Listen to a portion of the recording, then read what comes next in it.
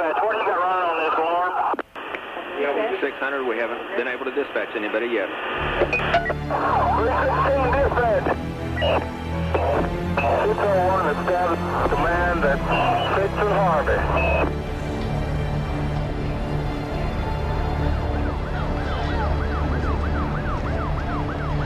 On April 19, 1995, as many people were starting their workday, a beautiful spring morning in the Heartland became chaos when at 9:02 a.m., explosions tore through the Alfred P. Murrah Federal Building in downtown Oklahoma City. An explosion at 9 o'clock this morning that did that damage you're looking at right there, blowing off the entire north face of that building. The federal building located 200 Northwest 5th Street was almost completely destroyed. A terrible tragedy has occurred here in Oklahoma City. The bombing in Oklahoma City was an attack on innocent children and defenseless citizens. 168 people were killed in the blast and over 800 wounded. The hospitals were overrun with casualties. A rescue worker was killed from falling debris within the first few hours. But what would sear the bombing in the hearts of Americans was the 19 children inside the daycare center in the building who had lost their lives. The most beautiful memorial left by anyone is not in the rubble of this building, but in the hearts and the lives that knew them and loved them. We come today to remember their lives, and we come today to offer thanks. Thanks for the hundreds and hundreds of people who were involved in the rescue and recovery efforts. 6 years before 9/11, it was the first mass casualty terrorist attack on American soil. The prologue to a new chapter in American history had been written in blood, fear, and shock. Terrorism had struck home. From now on, nothing would be the same again. We know that more than McVeigh and Nichols were involved. There were questions of other bombs being found at the scene of the crime, witnesses to the bombing. The FBI, like any government agency, is more concerned with power, prestige, maintaining its position, rather than truth and justice. Based on the damage pattern to the building, what the government says is impossible. That life we had back before the bombing, that life is over. For the first time in my fight with the government, they stepped forward and said it would pose a grave risk to the national security of the United States of America if we release these CIA documents. If you know the truth will set you free. You've got to band together, or it's over for all of us. The man on top will get you. If we don't expose the fact that Oklahoma City stinks to high heaven, the same people that carried it out are going to do it over and over and over again, and they're going to use these frightening events to drive a stake through the United States and kill our republic.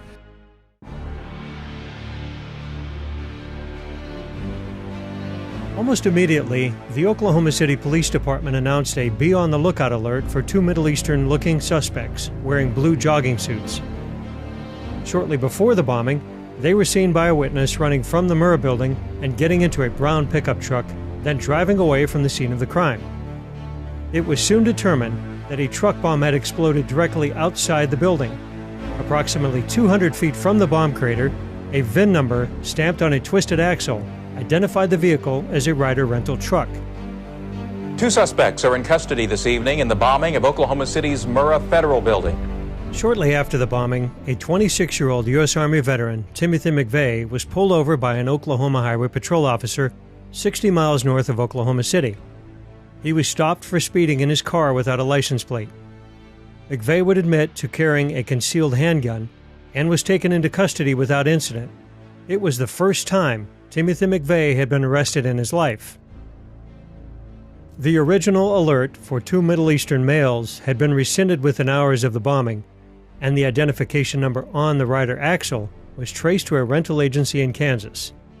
The renter had given a false name, but had listed his address as a farmhouse in Michigan belonging to James Nichols. James's brother, Terry Nichols, was a friend of Tim McVeigh from their time in the U.S. Army. Upon hearing the news that he was wanted for questioning in the bombing, Terry Nichols turned himself in to the Harrington, Kansas Police Department. Within 24 hours after the attack, the FBI had received a tip from a former co-worker of Tim McVeigh in Buffalo, New York. The tipster informed the FBI that McVeigh had often espoused militant anti-government views, and that McVeigh was very angry over the siege of the Branch Davidians by federal agents in Waco, Texas. which had ended in a catastrophic fire 2 years to the day before the Oklahoma City bombing. That Friday, they showed the FBI bringing Tim McVeigh out of the jail in Perry, Oklahoma. And that's when I got angry, when I saw that it was an American and it was a Middle Easterners. I had a hard time accepting the fact that that Americans would do that. Americans are supposed to love their children. They are not supposed to murder their children. Shaken, disillusioned, angered, that could happen in this country. Upon learning that McVeigh was already in jail, the FBI transferred him to federal custody, and an indictment was issued against Tim McVeigh, Terry Nichols, and others unknown for the bombing of the Murrah Federal Building. Another Army buddy of McVeigh's, Michael Fortier of Kingman, Arizona, was later arrested and charged with having advanced knowledge of the bombing plot. The last thing I remember was being thrown to the center of that room and looking up and looking into the sky, and there was no roof and everything was just suspended up in the air in the sky. When I came to, I stood up, I was facing the south, but all the light was behind me. And I turned, looked back to the north, and the whole front of the building's gone. I'm about 4 to 5 feet from where it dropped off. On the morning of April the 19th, 95, my dog, Gunny, and I arrived at the scene of the Murrah building. There was a great deal of chaos at the scene. A lot of people bleeding, screaming, running away from the building. I lost my 2 grandchildren. They were in the daycare center at the Murrah building. Their names were Aaron and Elijah Coverdale. Aaron was 5 years old, Elijah was 2. I was living at the Regency when the bombing happened. That morning I was at work. I had custody of Aaron and Elijah, so they lived with me. And I had dropped them off at the daycare center that Wednesday morning. I'd get up in the middle of the night and get in the shower and turn the water on so people wouldn't hear me screaming. And I'd just scream at God and ask him what was wrong. Why were we being punished so? I knew the Coverdale boys, Elijah and Aaron.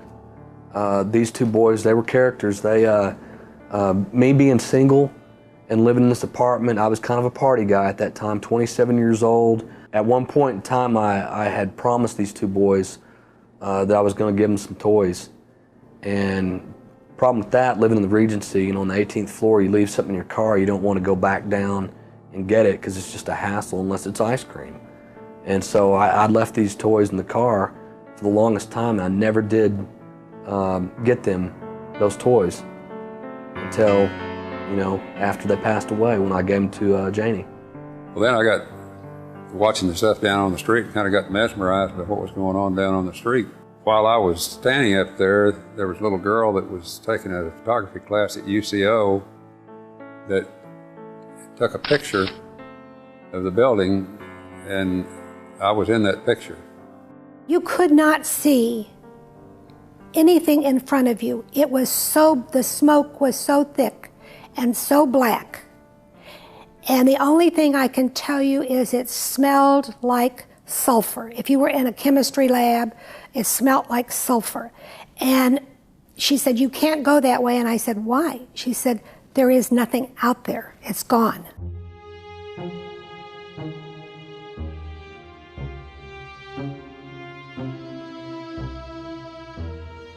The reasons for the bombing, the perpetrators, the rumors, and the suspects change depending on whose viewpoint you take.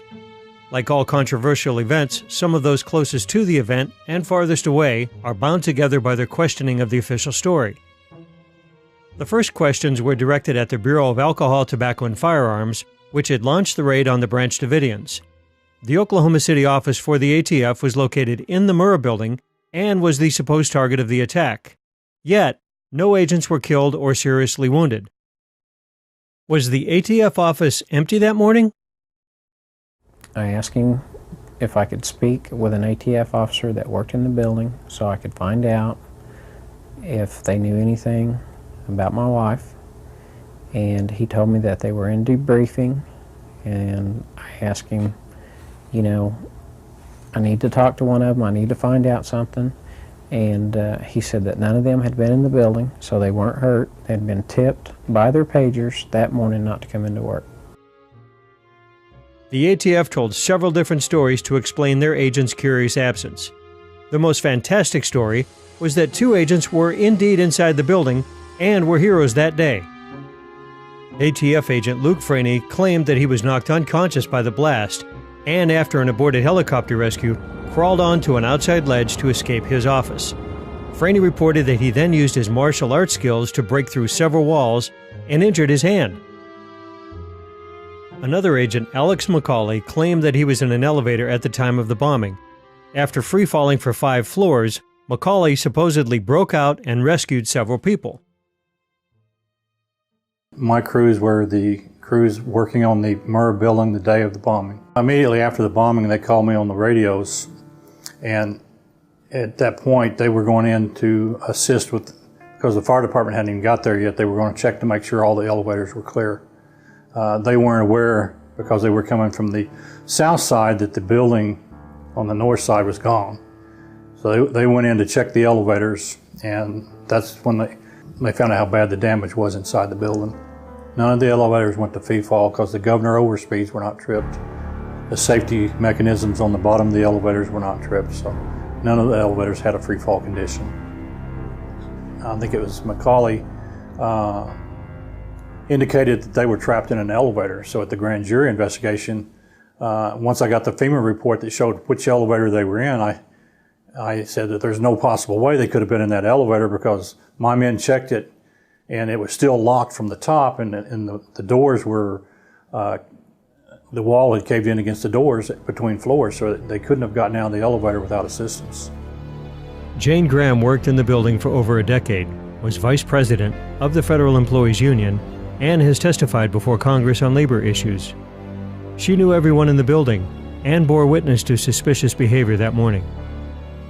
On the morning of the bombing, when my husband dropped me off and I got out of the car, as I was walking toward the entrance, there were 2 men standing directly in front of the double doors, and there was a little sitting area there, planter and so forth there in front. They were standing right there on the sidewalk. They had on ATF jackets, which said ATF on them. They were talking to a third gentleman who was dressed in business clothes. And I saw them, their backs were to me, and I thought, they don't normally, you know, all of the people we see go up there to ATF and everything, they're never identifiable. You know, they always are dressed, you know, a lot of them look like drug people and other things, and, you know, but they're certainly not dressed for you to be able to tell who they are. A paramedic who responded to the bombing, Tiffany Bible, confirms that the ATF were not in their office and, in fact, may have been aware of some type of threat that day. In this affidavit, she states that immediately after the bombing, she asked an ATF agent on the scene if any of them were in the building. He responded, "No, we weren't in there today," and that the Murrah building was bombed because of Waco. She further states that within the first 20 minutes of the bombing, she saw at least 8 ATF agents outside the building in clean black jumpsuits. To this day, the ATF has been unwilling to address their prior knowledge of the bombing. Beyond the vague rumors of the significance of April 19th, some federal agencies were aware of an actual threat. One of the most frustrating things about prior knowledge is that the media, some in the media and others would accuse us of saying that the government blew the building up, which we never said, and I do not believe. The U.S. Marshals, responsible for security of federal personnel and facilities, warned that, quote, Islamic terrorists may be planning suicide attacks against federal courthouses and government installations, designed to attract worldwide press attention through the murder of innocent victims. The ATF had placed informant Carol Howe into a white separatist community in eastern Oklahoma called Elohim City. Another ATF agent admitted under oath that one suspect, Andy Strassmeyer, was reported to make, quote, threats to blow up federal buildings, unquote, before the Oklahoma City bombing.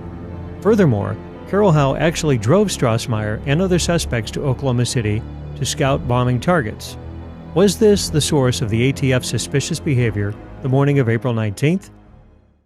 U.S. Representative Ernest Istook of Oklahoma also displayed advanced knowledge of the bombing. To my left, from the east, I saw Senator Istook kind of work his way west. Well, he came up to me and we started talking small talk, you know, terrible thing and all this, and really didn't know what much to say. And he said, all of a sudden he made the comment, yeah, we knew this was going to happen.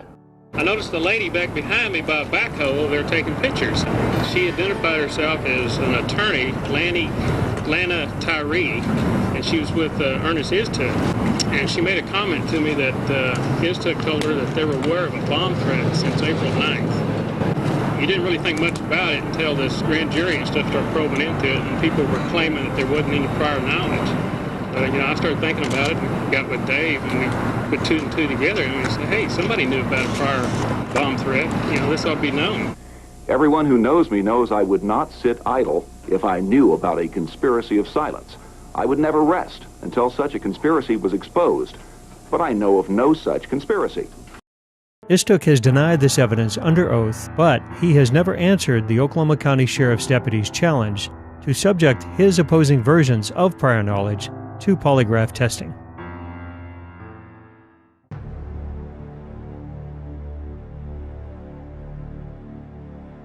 Many witnesses have officially stated that the Oklahoma County Bomb Squad was conducting a search at the federal courthouse across the street from the Murrah building 2 hours before the attack. Trish Nix, I ran into her. She was another employee there at HUD, and she had asked me if I had seen the bomb squad that morning. And I had said no, I wasn't aware that they had been in the building, and she said yes. She had seen their unit parked in the parking lot of the church across the street. County Appraiser J.D. Reed saw the bomb disposal unit parked outside the courthouse that morning.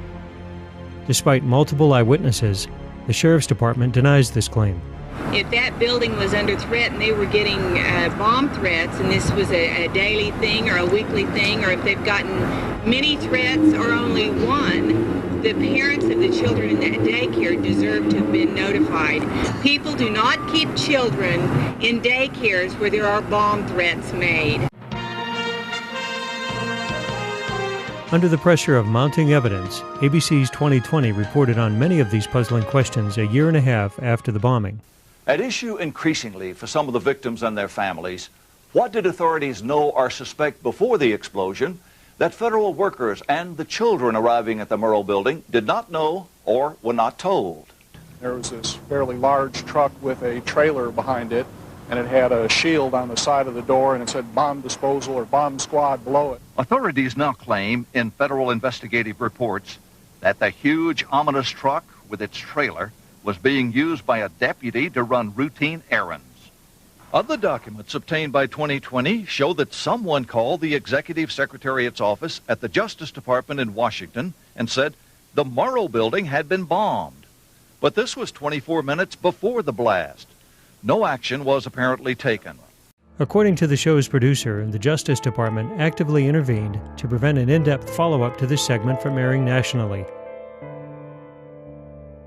2020 did a 15 or 20 minute segment on prior knowledge that was put together by a guy named Roger Charles. That was so explosive that he was putting together an entire hour or whatever for 2020, which he would tell you. But the feds came in and stopped 2020, wouldn't let them broadcast the larger segment that he put together concerning prior knowledge. The news channel has learned of another strange development. Apparently, before the bombing, Governor Frank Keating's brother, Mark, had been working on a novel about a terrorist bombing in Oklahoma City. Stranger still, one of the characters in the novel was named Thomas McVeigh. Despite the official denials, the evidence confirms that at least some amount of prior knowledge existed. More ominously, there are suggestions that certain government agencies were fully expecting a bombing to occur that day. The Horse Patrol, interestingly, was a very small unit and was assisted by the county Reserve Mounted Patrol Unit.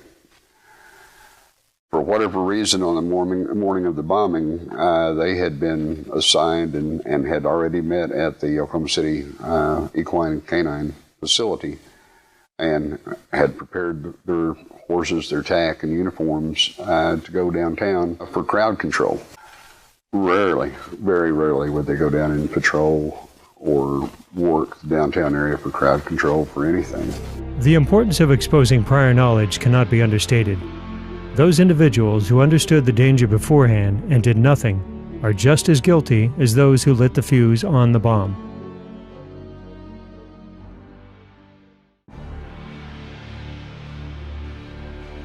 As the FBI and Department of Justice narrowed its focus on Tim McVeigh as the lone bomber on April 19th, people seeking truth and justice for the dead were dismayed that so many reports of accomplices were being discarded by the federal authorities.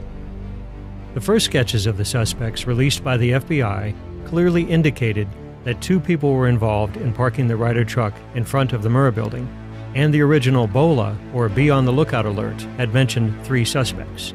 When the hunt for John Doe number 2 was called off and he was dismissed as a ghost, people who knew for a fact that they had seen McVeigh with other people began to speak out. Did McVeigh act alone? During that time, broadcasts were being made that there was suspects had been observed leaving the scene in a brown pickup. At this time, people were trying to get together on who was going to do what, medical personnel and such. There was a police car sitting to my left, facing west on 5th Street. And as we were all standing there conversing and people were doing what they were doing, it came out over the radio on this police car that they were looking for a brown truck, an APB for a brown truck. It was quick, but it was heard. I haven't stopped asking questions because I know that we haven't been told the truth.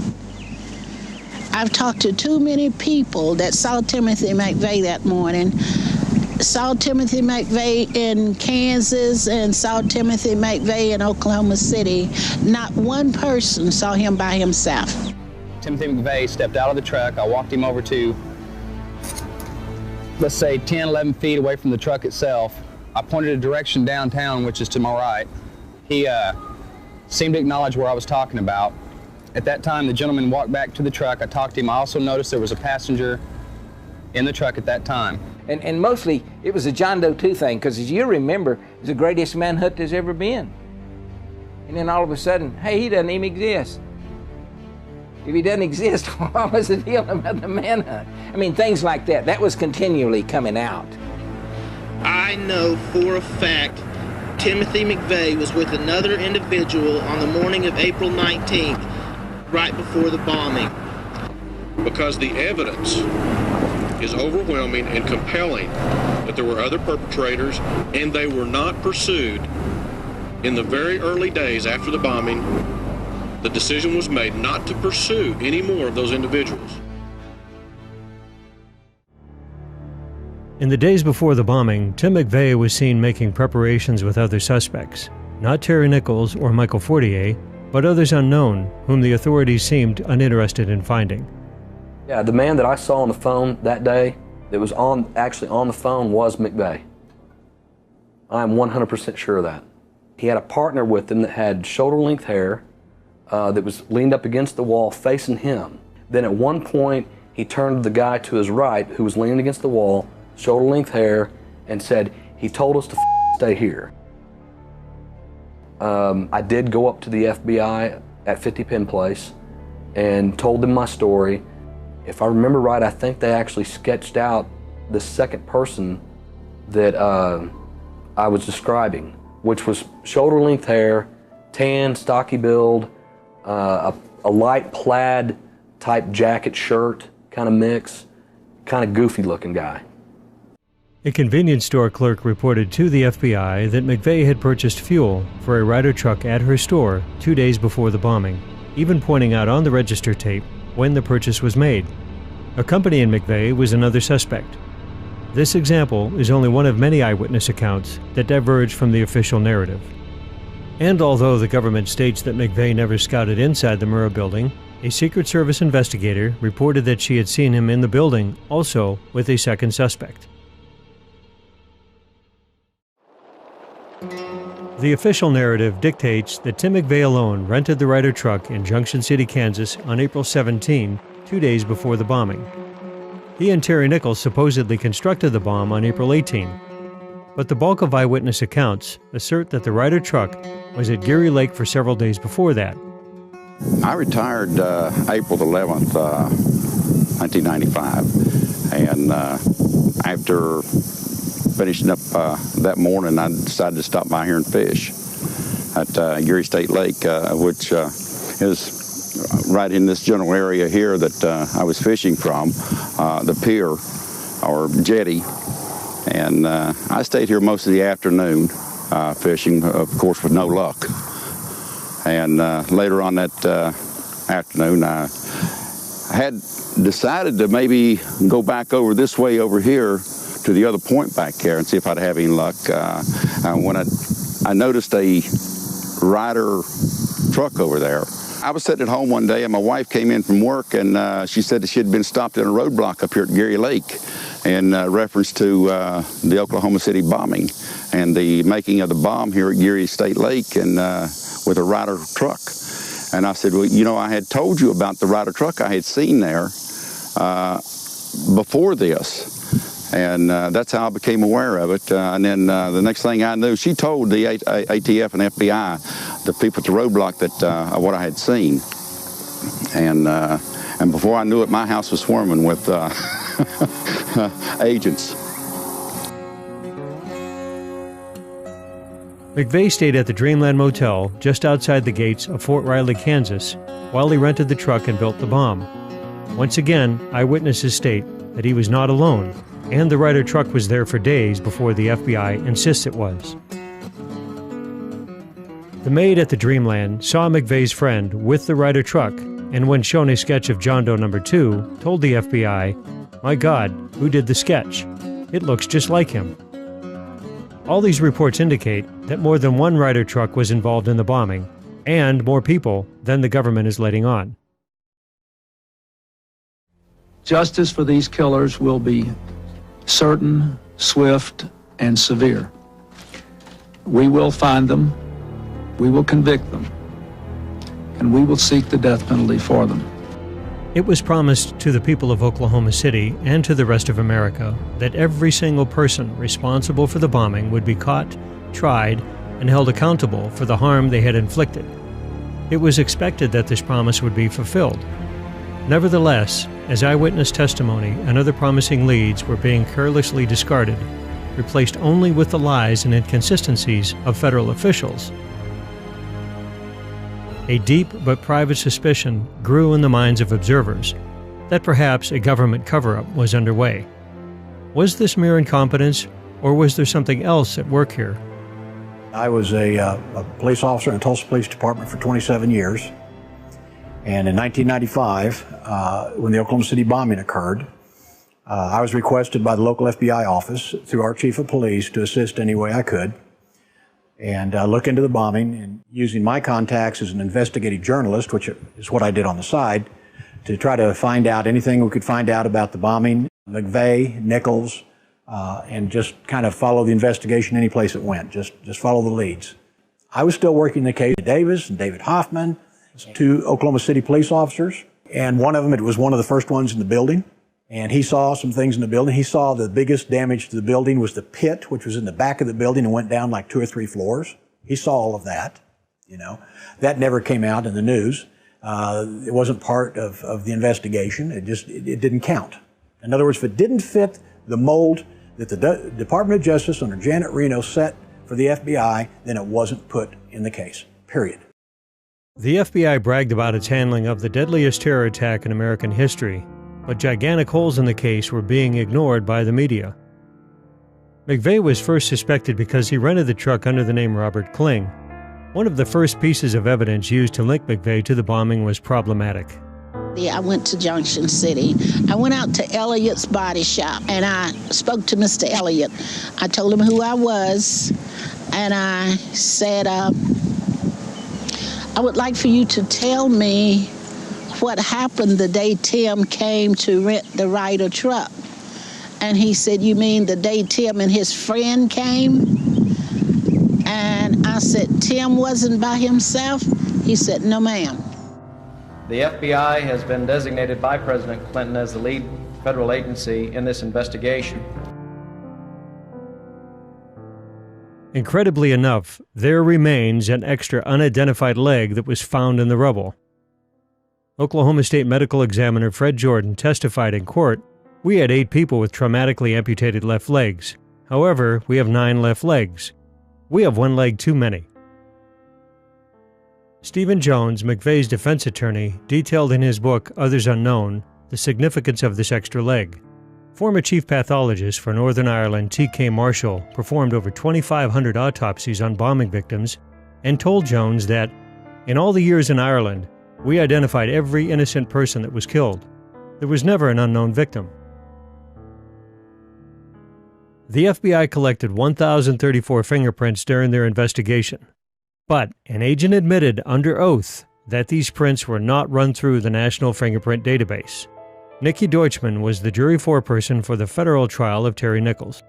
I think that the government perhaps really dropped the ball. I think that there were a large number of sightings right around before, the week before, and the days and months after the bombing, and sketches of people that were recognizable. In this trial, there even was a photograph of someone who may have been involved with mixing the bomb, with putting the bomb together. And that person, it was a photograph from a newspaper. Obviously, that person's identity is known. I think there are other people out there, and decisions were probably made very early on that Tim McVeigh and Terry Nichols were who they were looking for, and the same sort of resources were not used to try to find out who else might be involved. Well, in those first couple of days, especially that first day of the Oklahoma City bombing, there was immediate information that came out about what caused the bombing, witnesses on the scene of the crime, things such as that. And it changed very significantly and drastically as the day went by and the next several days went by. That caused a lot of questions in people's minds about, well, what really happened here?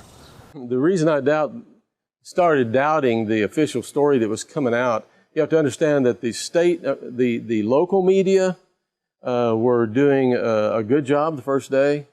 Local law enforcement maybe also, I believe, was doing a good job. But once the feds came in, things started changing.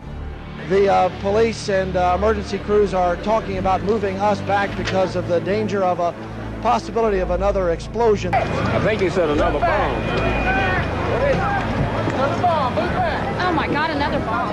The fire crews and the various emergency crews are trying to get in, but we keep getting reports that there may be other devices in the area. They will use that trailer. You see the bucket on the back there, sort of, this is how they would transport the explosive device away from this populated area to try to do something with it. There were 2 unexploded devices discovered subsequent to the initial explosion. A second bomb was found on the east side of that building. A bomb squad is on the scene. That second bomb has not exploded. We don't know quite the status yet, if they've managed to defuse it, but it has been confirmed. There have been reports of 2 explosive devices, unexploded explosive devices. 2 different explosive devices were found in addition to the one that went off. Just an hour after the initial explosion, downtown Oklahoma City was shaken up again with word of another bomb, or maybe 2. They've had to back off a couple times because they found, I guess, 2 or 3 other bombs, or at least explosive devices down there that they've had to defuse. They shut down our operation for about 20-30 minutes because of that, and that was very frustrating because we were right at the point where we had people and we had to leave them. The first bomb that was in the federal building did go off. It did the damage that you see right there. The second explosive was found and diffused. The Oklahoma City bombing was one of the first big stories that I covered, and it was just shocking to know it was an inside job and to know that the media was involved in the cover-up and that the mainstream television stations there in Oklahoma City knew what had really happened. And then years later, I was able to actually talk to some of those reporters, and they discussed how they were told to shut up. I mean, it just showed how people were so willing to be part of the cover-up just because the truth was so frightening. And that's really why we become so enslaved, is that we just give in to the lies, and they start little, but they get bigger and bigger. It's amazing when everyone who can see an event and that gets changed into something else simply because the media presents it that way.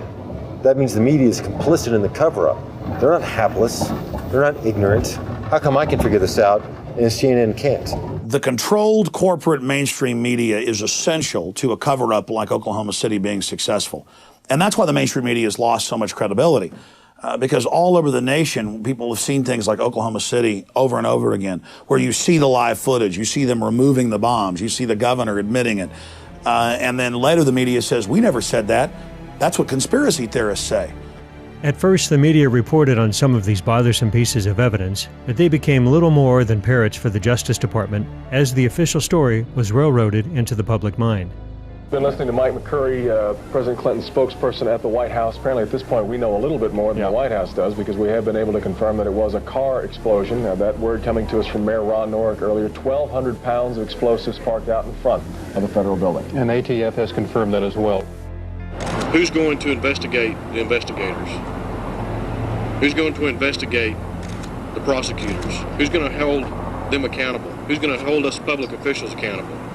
And that's all we're trying to do here, in addition to trying to find the truth. Well, initially that morning, all the media that was downtown there were reporting the truth. They reported the truth about the unexploded bombs, undetonated bombs being removed from the building. By afternoon, things began to ease a little bit. You could sense a difference, and by the next day, everybody but Channel 4 had changed their story completely. One local station in Oklahoma City, KFOR-TV, did perform its duty by reporting on McVeigh's accomplices, the evidence of prior warnings, and many other aspects of the case. The New York Times Broadcasting Company purchased KFOR a year after the bombing. The programming director was fired, the lead journalist on the bombing, Jana Davis, was let go, and all reporting that contradicted the government vanished. The victims turned to the government with their questions, expecting the full truth to come out. This was not to be. Those who asked too many questions or knew too much were discouraged from their efforts in other ways. Debbie Nakanashi, who was with the post office, she was told not to talk to anybody about that. Her job had been threatened to her. She went to the union over it. Then they apologized. But she and I went on a number of occasions to Washington, D.C. We tried to see every senator and every congressman from Oklahoma. Not one would give us an interview. I was told by an agent, an FBI agent, that due to comments that I'd made, that people like me often ended up dead. I need to be careful what I said if I was him. And in the way that he put it forth, I felt like it was a threat. I wrote letters to Janet Reno when she was the United States Attorney General. I wrote Louis Freeh, who was over the FBI at that time. I wrote Senator Orrin Hatch. I wrote everybody I could think of asking for help. Nothing was done.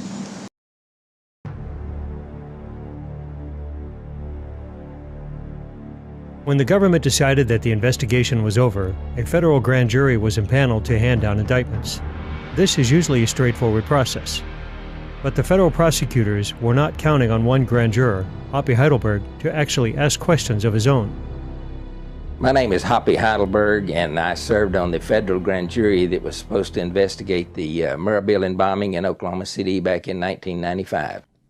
Actually, the grand jury has two responsibilities that are outlined in this book. The first one is says the grand jury operates as a sword, authorizing the government's prosecution of suspected criminals, and also as a shield, protecting citizens from unwarranted or inappropriate prosecutions. Now, that's not something that the media or the government ever points out, but that was actually the reason for a grand jury in the first place, to protect citizens from the crown, who at the time had a habit of prosecuting their political enemies or anybody they chose for any reason. The grand jury, our grand jury, that was supposed to be calling witnesses, were not allowed to call any. And it was my letter to the judge telling him that and demanding that we be allowed to call witnesses that got me excused from the grand jury.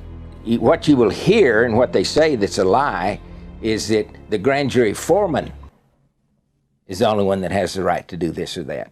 And that's not true. According to the book, any member can demand anything he wants for any reason. It can be just his personal opinion. It can be from information he gets. And of course, they tell us, well, you can't watch TV or you can't read the paper. That's nonsense. That's nonsense. Grand jurors need to be well informed if they're going to do their job properly. See, we were never allowed to see the photo evidence from the cameras on the Murrah building that would have shown the truck being parked and the people who got out of the truck. That's all on tape. And we were authorized to see all of that, but we weren't allowed to see it. And in fact, nobody's been allowed to see it. All those tapes have been kept under wraps for 15 years. It was just too important to the American people to know what happened there for me to keep quiet, because nobody else was going to speak up. The other grand jurors were petrified because they observed on a daily basis the kind of intimidation tactics that were used by the Department of Justice attorneys to attempt to keep me under control. And when they found out about the FBI visits to my home, I really shook them up. Now they're even scared to talk to me in the men's room. Hoppy will never be silenced. In 1998, he ran as an independent candidate for governor of Oklahoma, intent on reopening the investigation into the bombing.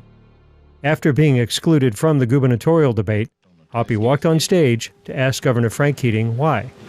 Y'all both are on record as saying that you think I should participate. Do you still believe that?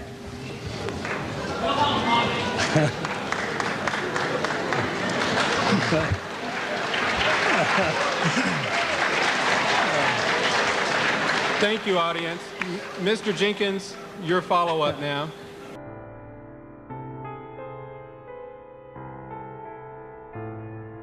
Two years after the bombing, the trial of Tim McVeigh began in Denver, Colorado. The trial had been moved out of Oklahoma despite the constitutional mandate that federal crimes must be tried in the district in which they occurred. The truth seekers were assured that all of their questions would be answered in court. The trial was not handled appropriately. It was handled in a way that was very prejudiced against the defendants. If you look at what Judge Maitch did concerning prejudicing the jury toward the people that were being prosecuted, by 2 weeks he showed them pictures of dead babies and blood and guts, and which is all basically, in my understanding of the law, illegal to prejudice the jury like that. Yet they did that kind of stuff apparently on purpose. I was told that by the U.S. attorney that if I attended the trials in Denver, that all of my questions would be answered. I gave up everything I had, my apartment and everything, and I moved to Denver. And I attended both trials, and by the time Terry Nichols' trial was over, I had more questions and no answers. The trial lasted 3 weeks. In contrast, the O.J. Simpson trial in 1995 had lasted 9 months. The jury deliberated for less than 24 hours and sentenced Tim McVeigh to death. McVeigh waived all his appeals and was fast-tracked to be the first federal prisoner executed in decades. Just before his execution date, the FBI announced that they had withheld thousands of pages of documents that could have influenced his trial, which led to a month-long stay of execution. I mean, they weren't able to get thousands, at least thousands, probably a lot more than that, of documents from, the FBI and the DOJ. They just wouldn't turn them over. On June 11, 2001, Tim McVeigh was put to death by lethal injection at the federal death row in Terre Haute, Indiana. He left no message and was quickly cremated without an autopsy being performed on his body, contrary to the standard procedure for executed prisoners.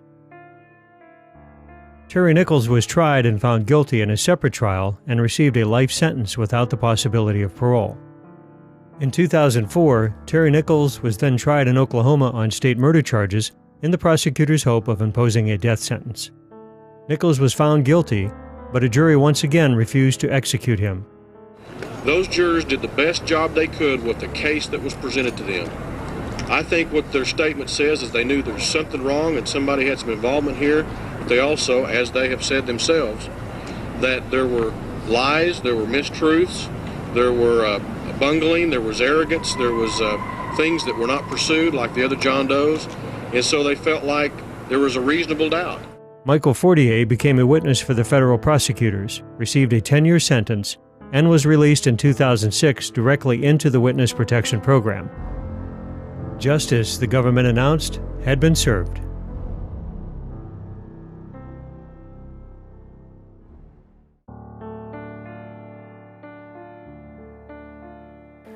And I know tomorrow will be the same, 'cause we've got a life of love that won't ever change. Hey, my dad's good. Don't listen.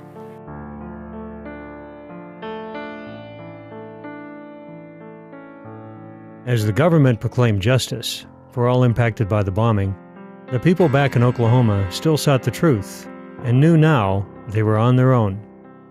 The list of questions continued to grow due to the mysterious death of Oklahoma City police officer Sergeant Terrence Yakey. Terry Yakey, unlike the rest of Oklahoma, may have known too much. Officer Yakey was just over 30 years old at the time of the bombing. The morning of the bombing, he was issuing a traffic ticket near the Civic Center Music Hall, which is about 4 blocks to the west of where the Murrah building stood. He dropped the ticket book, let the woman go, and says, I have to obviously attend to other things. He heard the multiple blasts coming from the Murrah building. Sped up there in his black and white squad car and immediately started pulling out the first of 8 people. Mr. Tom Hall being the first, a former employee of the GSA. Tom, to this day, in fact, I talked to him a couple weeks ago, still has the utmost respect for Officer Yakey. He literally saved his life. Officer Yakey, being an astute police officer for 7 years, veteran of the Oklahoma City Police Department, knew that something was horribly wrong. He tried to get the official storyline out through his commanding officers at the Oklahoma City Police Department, through his family, through his ex-wife, and he chose to withhold some of the storyline because he was in fear for his family and his wife and his 2 young daughters at the time. What we found out, between the hours of 8 a.m. and 1 p.m. that morning, he was brutally murdered 1.5 miles from the front gate of the El Reno Penitentiary. From that moment that his body was found, we know that the crime scene was destroyed. There were spade shovels that were used to turn over the crime scene. Ballistics, any gunpowder residue, anything that had to do with his death was completely destroyed. It was corrupted. He started having problems with it, not only at work, but his apartment got broke into, his car got broke into, things were stolen out of his house. He had accumulated reports, evidence, I don't know what all, but he was going to take it out to a mini storage in El Reno.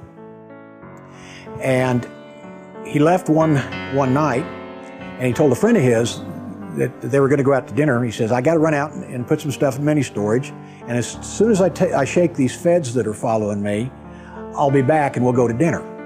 Well, he never came back. Instead, he was found the next day by a Canadian County Sheriff's deputy. Well, they found his car first, and then they found him in a field near the El Reno Penitentiary. The damage to his body was obviously a torture homicide. It was obvious.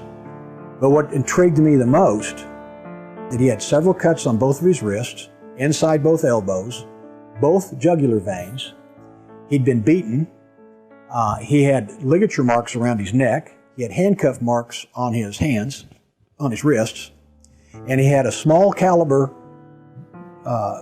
bullet wound that started above on the right-hand side of his temple and exited low on his cheek with no powder burns. The day of his death, when my daughter called me, I left work, went to El Reno to help because I could hear the seriousness in her voice, that she was getting upset. Why would the police be calling her looking for Terrence? And when we went to the apartment where he lived, the manager there stated to us, well, why are you looking for him? The police have already been here and taken his cruiser. So I'm not sure what was going on. It was strange. And about 10 o'clock at night, I had put my grandkids to bed. The phone rang, and when I picked the phone up, I could hear my daughter screaming in the background. And I assumed something bad had happened, but I didn't think death. And my son said, Mom, they found Terry. He's dead. One of the things that surprised me was that there was no autopsy performed. The other thing that really bothered me was we were being told that Terry was high on drugs and drunk.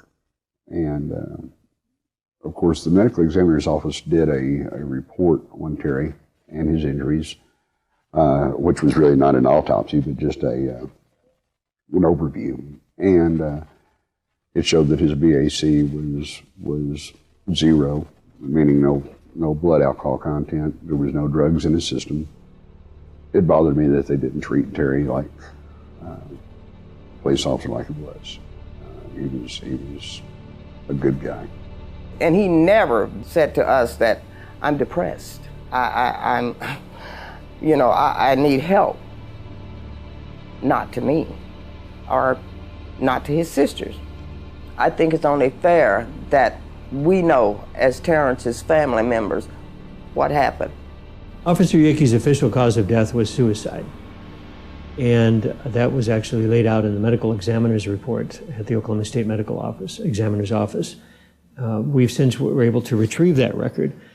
What we found out, though, is that, number one, the crime scene was corrupted, went completely in the face of a proper investigative procedure. The extent and the amount of, and the number of wounds on his body clearly shows that he couldn't commit suicide. Physically and logistically, you just can't do that to yourself. Terry also, we knew, was anemic. He would not have been able to traverse over half a mile from where his car was to where his body was found and not have passed out. His heart would have literally given out. He wouldn't have had enough blood pressure in his body to survive. The car was locked. The windows were rolled out. The keys were in the console. There was a bloody knife in the glove box. You don't stab yourself 13 times and have superficial wounds on the, along your arms and chest and your upper neck, and walk a half a mile and decide to die next to a tree.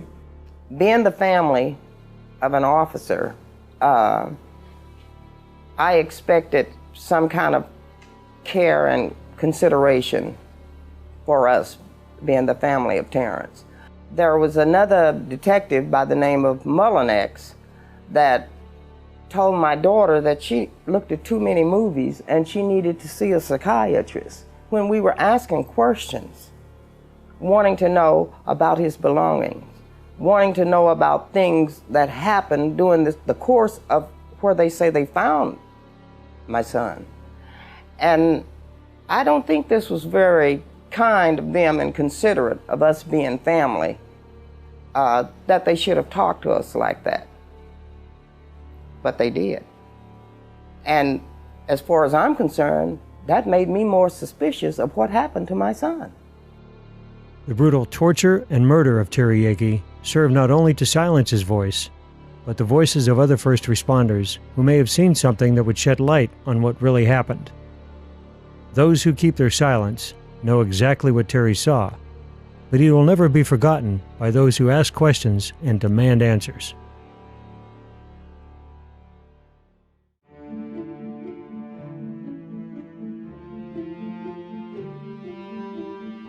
In the absence of official action, a group of concerned citizens decided to form their own investigative panel, the OKBIC, better known as the Oklahoma Bombing Investigation Committee.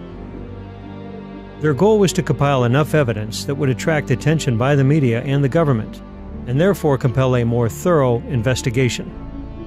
Entirely funded by donations and their own money, The OKBIC took affidavits, recorded eyewitness testimony, and paid for private investigators to chase down leads. I'm Charles Key, State Representative in Oklahoma City, and I formed the Oklahoma Bombing Investigation Committee. I had a number of constituents come to me and other people that started raising their own questions about the investigation, what direction it was going, because it seemed like there was an effort to try to change that initial report of what took place on the first day of the bombing as the days and weeks went by. We look at what State Representative Charles Key did. He went on the facts. He went on the information the grand jury gleaned. And clearly there was complete prior knowledge. I observed the fact that Charles Key seemed to be standing up for the truth in some areas that I felt like was not being dealt with appropriately by authorities.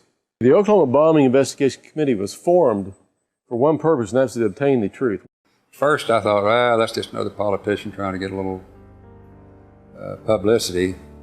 Then when I met Charles Key and Colonel Wallace and Dale Phillips, found out that they were for real, and they asked me if I would join them, and I agreed to join them. I think Charles Key's work is absolutely outstanding, and it continues to be.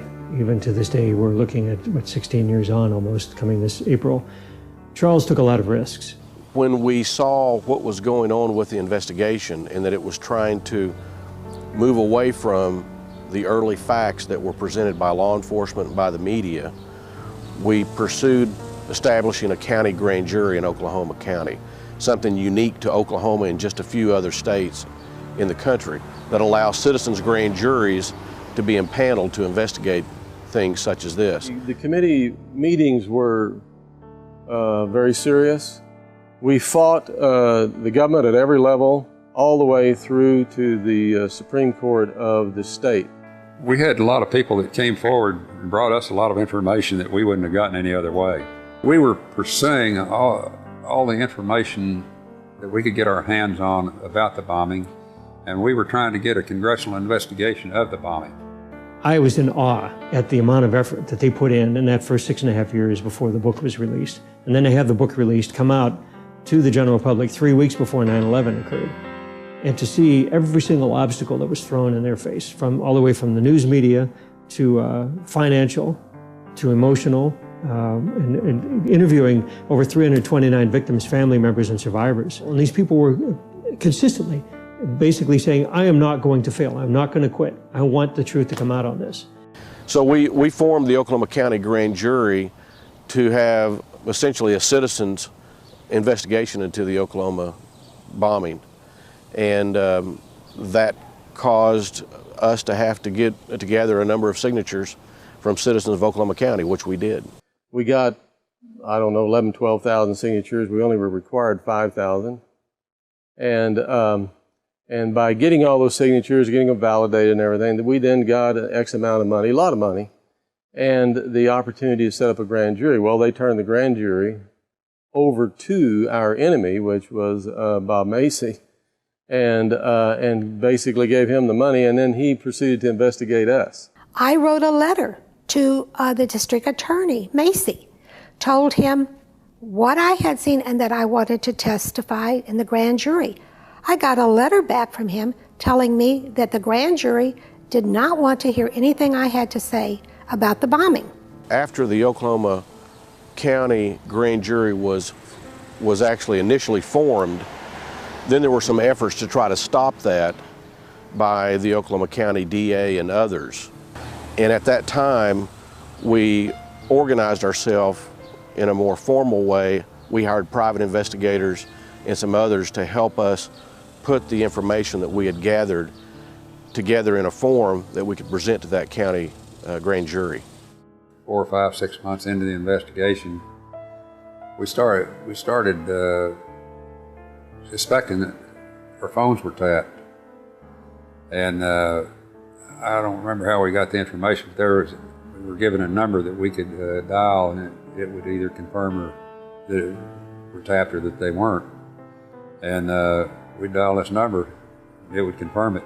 We didn't really have anything to hide, so it didn't really make that much difference. It didn't affect our investigation too much. I think as we finalized our work, as we got to the end, as that grand jury was impaneled, and as we put this report together, we had a lot of media that was waiting for this report. They were ready to give it some significant coverage.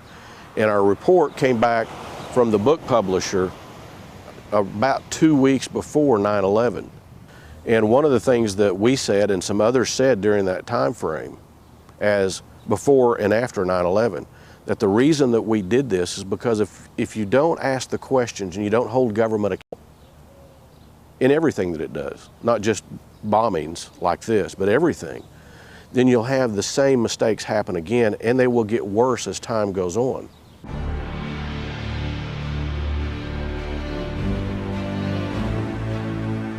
The official story dictated that the Ryder truck packed with 1,200 pounds of ammonium nitrate fertilizer and fuel oil, called ANFO, detonated on the northeast side of the building and was responsible for all the damage. That hypothesis later evolved into 4,800 pounds of ANFO, then up to 7,000 pounds of fertilizer and nitromethane? In fact, the only consistent theme of the official narrative is its inconsistency. The truck bomb just delivers an air blast. That's all it does. It's called an air blast. And when you've got 8-foot thick columns of concrete filled with rebar the size of your arm, an air blast probably won't even break one. It will break windows. That's about it. But some of these columns were ripped up, shredded, tossed around. Because a truck bomb is going to release its energy simultaneously in every direction.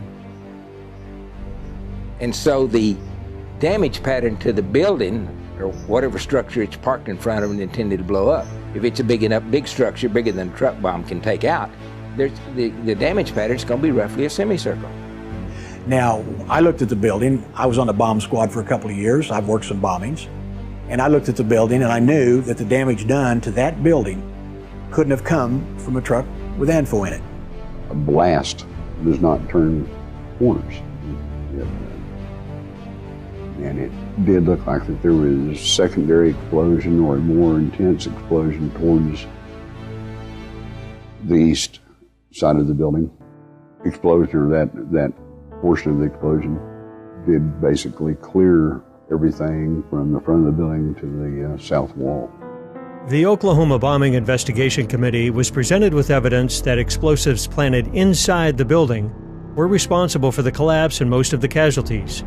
In this rarely seen footage taken by the Oklahoma County Sheriff's Office minutes after the bombing, the north side parking lot is shown littered with paper and debris from inside the Murrah building. How did this volume of paper transport itself against the blast wave of the truck bomb and magically appear on the other side of the street? And then we look at the fact that you have bombs clearly inside the building. It's blown out across the street, pieces of it on top of buildings, the opposite direction that the rubble should have gone in if there was truly this high-powered truck bomb out front that caused all the damage. And I can tell you that the building was blown from the inside because all the debris was piled up against the General Record building, clear across the parking lot. In fact, several witnesses report that bombs were going off in the building before the truck bomb exploded outside. The first thing that I experienced when I was sitting there signing some papers for Ruth, I felt the building start shaking, and never had anything like that happen before, and I just kind of froze. And then the lights went out. It didn't get totally dark because the whole front of the building was glass. The lights went out, and then the debris started falling on my desk. And then something hit me in the back of the head and knocked me out before the truck bomb went off. What that tells you is that there were other explosive devices in the building that actually brought the building down. The building started to sway back and forth. It was going back and forth. And I had sat there and I thought, no, it doesn't feel like an earthquake. And I was kind of stunned. And then about 7 or 8 seconds later, I felt this explosion, and you could actually feel the concrete floor actually rising from underneath you. You could feel it coming up from the inside. It was like slow motion. We crawled under before the glass started coming, and everything it just seemed to roll in on us. I thought it was an earthquake when it started. It was just a kind of a shake, and then everything started going like this, and I dove under the desk, and then all the glass came in and the ceilings came down. 3 seismographs at the University of Oklahoma, the Omniplex Science Museum, and in Franklin, Oklahoma, recorded a seismic event lasting 8 to 10 seconds that suggests the possibility of 2 blasts. There were 2 energetic spikes. One was the truck bomb, and the second spike was explained away as air blast pushing on the ground or falling debris. But a representative of the Oklahoma Geological Survey stated for the record that this spike was not the result of floors collapsing and that the last 5 seconds of ground motion did not have air blast associated with it.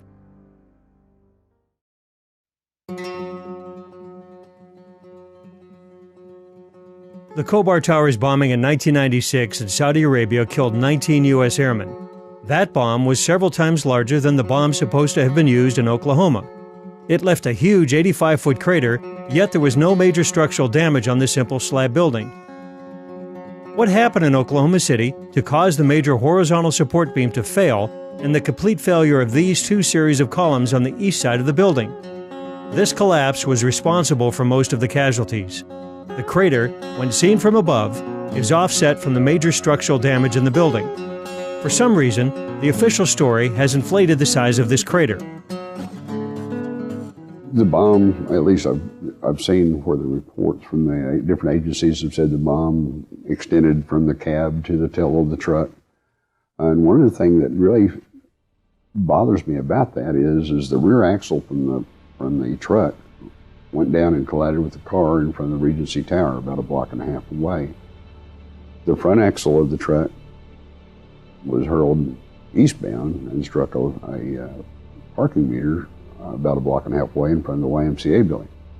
If the bomb was that big, that rear axle would have been driven into the crater, and instead of being split apart as they were. And the truck bomb itself, to me, had to be between the 2 axles. It could not have been over that rear axle. I was surprised from even the FEMA report and the published reports that nobody could determine what the size of the crater was. And that's one of the things I brought up at the grand jury investigation, is that the crater was half the size that they had proposed in the FEMA report. The crater had a 5-gallon bucket sitting next to it after they had it uncovered, and you could extrapolate from the size of that bucket to the size of the hole as to what size of the crater was. And it was approximately 16 feet across. August 24, 1970. It was a Monday morning. Carlton Armstrong, his brother Dwight, and 2 other perpetrators, Leo Burt and one other individual, drove up to the side of the Sterling Hall. It was a math research building. Dow Chemical had their offices there. There was federal government as well as the university faculty that worked there. And they had drove a Ford Econoline van stolen from a math professor, laden with 4 metal drums, 50-gallon drums full of ammonium nitrate and fuel oil. The Sterling Hall bombing consisted of 2,000 pounds of ANFO, and it was set off right next to the building. The windows were blown in, the facade was damaged, but there was no structural damage. In fact, the Army Math Lab was closed for only 1 day. In Oklahoma City, a similar ANFO bomb detonated 15 feet away from a much more robust structure and inflicted massive structural damage. What that case did was it was a bellwether. It set a standard for us to look at. It says, okay, if ANFO was in fact used in Oklahoma City, why did it not have the characteristics of what occurred in Madison? Furthermore, the signature of an ANFO explosion is nitric oxide, a noxious gas. There was certainly no fertilizer bomb. We know that because there was no ammonia gas in the air. In every other explosion, and some students blew up did make an ammonium nitrate bomb, but everybody who rushed to that building after the explosion had to be hospitalized. If you ever smelled ammonia strongly, and you're talking about going into a horse trade or something like that, that's not strong, but that'll gag you. It will sear your lungs. I mean, everybody that smelled that ammonia gas after the ammonium nitrate bomb at that university had to be hospitalized. It would have been 30 minutes or an hour, depending on how hard the wind was blowing, before anybody could have even approached the Murrah building if there had been an ammonium nitrate bomb.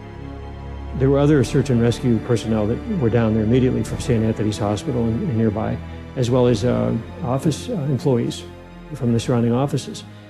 They would have approached the crime scene and buckled over almost immediately, vomiting violently, if there was ammonium nitrate gas. There wasn't. I was watching General Parton, the former head of Air Force Weapons Development, point out that the building was blown out, that it wasn't the signature of an ammonium nitrate fertilizer bomb, that there'd been a cover-up. The damaged Murrah building drew the attention of retired General Benton K. Parton, former director of the Air Force Armaments Laboratory. General Parton spent his career conducting bomb damage analysis with explosives for the military. General Parton came to Oklahoma City, examined the available evidence, and rendered a conclusion far different than the story being pandered by the government and media. I spent over 30 years in the Air Force. Most of that was in research and development. I went to a 2-year graduate program, 8 quarters of armament engineering graduates, the first course that was ever set up. And after that, I worked at the Ballistic Research Laboratories at Aberdeen, which was 2 years of hands-on work designing, developing continuous rod warhead for the Bomark missile and other weapon systems. Well, the truck bomb, even though it was fairly massive, was somewhat removed from some of the structures that were damaged. They clearly had some what you call Broussard's damage, where the blast pressure was way above what you would expect to get from the truck at that distance. Broussard's damage is that caused by an explosive whose blast wave is powerful enough to shatter and destroy the material affected. The problem with the failed columns at the Murrah building is at that distance, the air blast from an ANFO bomb would have been 10 times less powerful than what was needed to dissolve the concrete and cut the rebar. Those columns, had they failed due to air blast, should have broken with sharp chunks of concrete connected by rebar, not sheared off at critical points. Broussard's damage indicates contact explosives placed directly on the beams.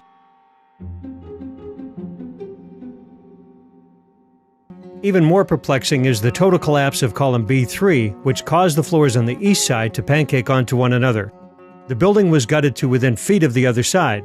Column B4, closer to the truck bomb, is completely intact. Yet we are supposed to believe that a blast wave traveled through B4, leaving the sheetrock almost untouched, and completely destroyed the column farther away. And most of the front columns were destroyed when the supporting header beam failed. But the cause of failure, supposedly being air blast, should have thrown it into the building. Instead, it fell straight down and rolled towards the crater. General Parton's report was conclusive. The Murrah Federal Building was not destroyed by one sole truck bomb. The major factor in its destruction appears to have been detonation of explosives carefully placed at 4 critical junctures on supporting columns within the building.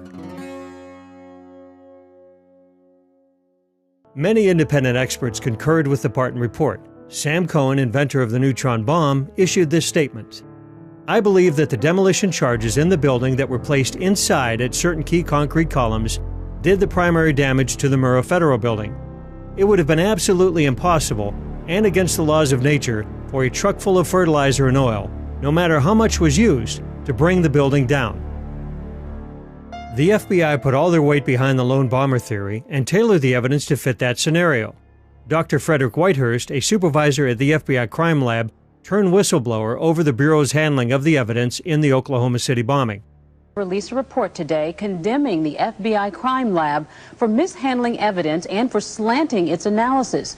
The report is expected to specifically criticize the lab's handling of the Oklahoma City and World Trade Center bombing cases. It was the allegations of FBI whistleblower Frederick Whitehurst that sparked that investigation. Forced to resign, Dr. Whitehurst testified in Terry Nichols' trial that a fellow FBI chemist had changed his findings and lied under oath after meeting with federal prosecutors. The Office of the Inspector General, or OIG, investigated Whitehurst's charges and issued a report which concluded that the FBI crime lab had improperly identified the characteristics of ANFO, the weight of the bomb, the detonation system, and even what kind of explosive was used.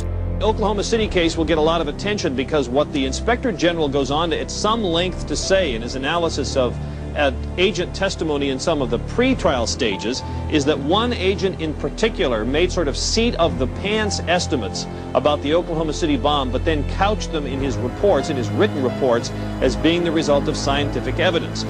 The FBI laboratory has billed itself for many, many years as the premier forensic laboratory in the world. The people that did the things they did knew doggone well what they were doing. The Wright Armament Laboratory at Eglin Air Force Base conducted a series of explosive tests to compare their data to the bombing in Oklahoma. The Eglin test structure was a simple 3-story concrete slab building with no support columns. The engineers at Eglin tried to recreate the truck bomb as McVeigh and the FBI claimed it was constructed, with 4,000 pounds of ANFO packed into a dozen barrels. But they found that each barrel acted as a separate bomb, canceling out the explosive force of each other and pushing most of the blast upwards. So they constructed a single more powerful bomb and exploded it outside the target building to test the effects of air blast. They found that their weaker test structure suffered less damage from a more powerful bomb than was supposedly used at Oklahoma City. The report for the Wright Laboratory at Eglin Air Force Base concluded the damage at the Murrah Federal Building is not the result of the truck bomb itself, but rather due to other factors such as locally placed charges within the building. The evidence is undeniable, despite the pleas of the official story, that the Ryder truck bomb was not the sole cause of destruction that day, that there were bombs placed inside the building, which caused the brunt of casualties as floors collapsed on helpless victims.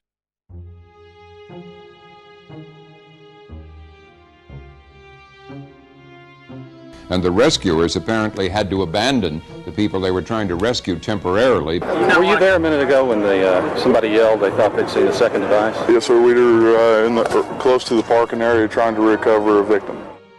As rescuers desperately tried to free the victims from the rubble, several evacuations of the site, due to reports of other bombs, impeded these efforts. At some point, we got to the corner of 5th, and I believe it was Robinson, right there at the corner of the Murrah building, and we heard second bomb. Somebody yelled second bomb. I stopped, I turned around, people were running past me, and I just kind of watched what was unfolding. Of course, nothing ever did happen. The Oklahoma Highway Patrol reported that another explosive device was found. The Oklahoma City Fire Department confirmed that. Defense Department logs recorded that a second bomb was disarmed, a third bomb was evacuated. The explosive that they disarmed last night was even larger. Who planted these bombs and had access to the Murrah building before the bombing? A deputy sheriff recorded this footage during one of the evacuations. Here the ATF is seen pulling out several weapons and blocks of what appeared to be plastic explosive. Was this the source of the bomb scare, or did this ordnance come from an illegal armory that witnesses report the ATF kept in the Murrah building? The ATF denies they kept any weapons or explosives in the building.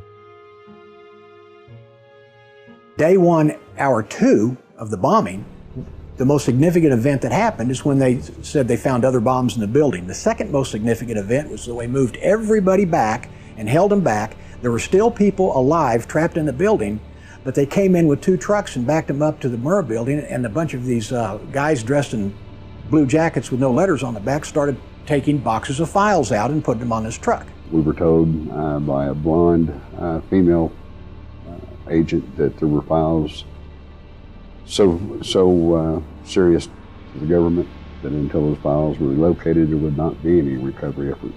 If you remember the Whitewater investigation in Arkansas, all the paperwork was stored in the Murrah building. They had FBI agents over in the fields to the west of the Murrah building picking up paper almost all day long. And it was during this time that early in the investigation that I started receiving some various phone calls. One of them was a phone call from Little Rock, Arkansas. The guy said that he was a federal agent. He was not an FBI agent. He was not ATF. But what he did say was during their investigation of the Clintons, on all the drug running that went through Mena, Arkansas, and Lassiter's Ranch and all of that stuff that was going on at the time during Iran-Contra, that those records, when Clinton went to Washington, were transferred from there to the Murrah building. Because of the additional bomb threats or because the building was unstable and the firefighters couldn't get to them. So those are a lot of patients I think were lost that could have been saved. After rescue and recovery had been halted, The building was prepped for demolition even though all the bodies had not been recovered, and despite the architect's report that it could be rebuilt. The investigative team from the American Society of Civil Engineers was not allowed on site. The defense lawyers from McVeigh were able to visit the site one time, but even then, they were not allowed to view the crater. They were going to halt it on the 29th of April. They were going to halt the recovery and prepare the building to be imploded. We went back in after the final demolition to relocate 2 victims that we knew that we had left, and the possibility of a 3rd victim, which we also located him. I don't know why they were in such a rush. GSA was saying the building was unsafe and needed to be brought down. A month after the bombing, the Alfred P. Murrah Federal Building was completely demolished with less than 200 pounds of explosives. The wreckage was buried under armed guard, and one can only think that certain officials breathed a sigh of relief as the outstanding counterpoint to the official story disappeared in a cloud of dust.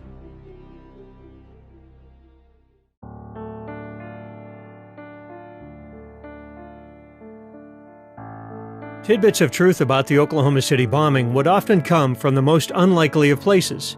Another strange and brutal murder, at first seemingly unrelated to the bombing, would set the stage for some of the most damning evidence that the government was withholding from the public. My name is Jesse Trinidou.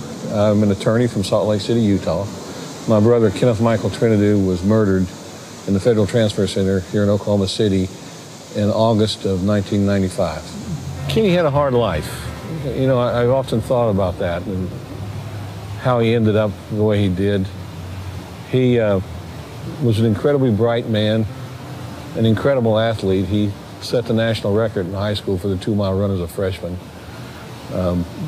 Went into the service, and like so many boys did during the Vietnam War, they come out heroin addicts.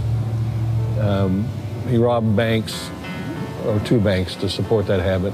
He was caught and he pled guilty. He went and did his time. He was a very strong guy. He wasn't very big, but he was very tough.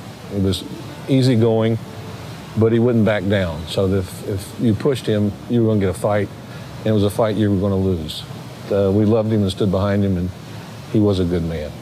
Kenny was supposedly arrested for a probation violation and sent to Oklahoma City at the transfer center for a probation hearing. We now know that that's crap. I said to him, Kenny, what are you doing there? And he said, well, they sent me back here for a probation hearing, and we talked about getting him a lawyer, and the fact that we didn't expect him to do more than a couple months. And so my mother called me at work. It was about 7 in the morning, and told me that, and I couldn't believe it. And that Kenny supposedly killed himself, because I had just spoken with him the night before. There's no way in hell he would have killed himself. This is not a guy who kills himself. I mean, his life is the best it's ever been. I found out later that an autopsy had already been done. Now, the federal government didn't want one done, but the state of Oklahoma required one for a death and incarceration. So the federal government didn't know that there was an autopsy done, and did not want the autopsy done. And the federal government went twice to the medical examiner's office asking to have Kenny cremated. It took a week to get his body released and home. And I kept getting the runaround from the federal government, and finally I just screamed into the phone one day, why don't you keep him? And when the body comes home, it's totally made up, so you can't see the wounds. He was beaten head to toe. His skull was smashed in 3 places. The soles of his feet had been beaten. You could see the fingerprint bruises on his arm where he'd been held. His throat was cut, and he'd been strangled. And the federal government said it was a suicide by hanging. When his body's turned over to the medical examiner, 2 hours later, he's wearing nothing but boxer shorts. The government said they don't know what happened to the clothes. They cleaned the cell that morning, so the medical examiner can't do an examination of it. And the medical examiner is not allowed into the cell for 6 months. And when he finally is allowed in, he does a test that's called luminol that will reveal the presence of blood. And Fred Jordan told me that the cell lit up like a Christmas tree. The logbooks involving my brother disappeared. The ones that didn't disappear, the pages from the logbooks are missing. the crime scene photographs disappear. The negatives of the crime scene photographs disappear. The video camera supposedly malfunctions. Within an hour of death, he'd consumed the equivalent of 30 bottles of Coca-Cola. And Dr. Jordan told me that caffeine is used in a lot of countries, like third world countries, to enhance pain under torture. And he also told me that the beatings on the soles of the feet were indicative of torture. And I believe it was the FBI. I firmly believe that for a lot of reasons. Now, I didn't start out believing that. I started out trusting them until I could see what they were doing. And they would come to me asking for information and then immediately go and destroy the evidence, threaten the witness, do everything they could to prevent the case from being made of murder. Information was coming into me. People were leaking me stuff. They wanted me to know. They didn't want me to know who they were. Late December of 95, early January of 96, I get a phone call. The person won't leave their name. The person said your brother was killed by the FBI. They said it was an interrogation that went bad. It was a case of mistaken identity, that he fit a profile of people who were robbing banks to get money to attack the federal government. Just before he was executed, I get a message from Tim McVeigh. And he told me, he said, when I saw your brother's picture and heard what happened to him, I wanted you to know that I think the FBI killed him because they thought he was Richard Lee Guthrie. Early on, the FBI had investigated the possibility that a string of bank robberies committed by what the media dubbed the Midwest Bank Robbers had financed the bombing. Led by Peter Langen and Richard Lee Guthrie, a.k.a. Wild Bill, the gang called themselves the Aryan Republican Army. The purpose of the robberies? To finance a race war within the United States. Wild Bill closely resembled some of the John Doe No. 2 sketches and had a tattoo similar to that reported by witnesses. In an affidavit, Peter Langen revealed that a member of the ARA had admitted to liabilities concerning the bombing. Another member had threatened, "We're going to get them. We're going to hit one of their buildings during the middle of the day. It's going to be a federal building." Most of the ARA was arrested for bank robbery soon after the bombing. Peter Langen offered to provide information about his co-conspirators' relationship with McVeigh. This offer was refused. Then I got a call from a great guy, J.D. Cash. He was a hunting and fishing reporter at the McCurtain County News in eastern Oklahoma. He'd had friends that were killed in the bombing and family, wounded. And one day he calls me up and he says, "Jesse, can I talk to you?" And I said, "Well, sure, who are you?" He says, "I'm J.D. Cash." And he says, "I'm investigating the bombing in Oklahoma." And he said, "I'm interested in your brother's death. Can I ask you some questions?" And I said, "Yes." And J.D. said, "Well, do you have any tattoos?" And I said, "Yes." He said, "What and where?" I said, "A dragon tattoo on his left forearm." J.D. said, "Oh my God." He said, "Are you sitting down?" I said, "Yeah." He said, "Let me tell you this." He said, "When your brother was picked up and sent to Oklahoma, the largest manhunt in American history was in place for John Doe 2.